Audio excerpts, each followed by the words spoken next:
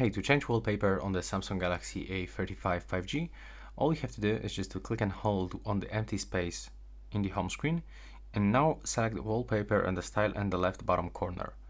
From this you have to select your home screen, and now select wallpapers in the left upper corner.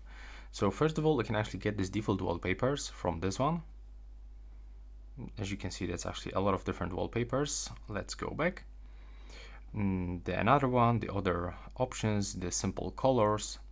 But if you want to get your own photos, you can also do this by clicking on the gallery, and now from this you can actually select any photo that you want. So for example, I'm gonna get this one, and now I can just move this photo. So I would like to get, for example, this part, and I can also get some frames,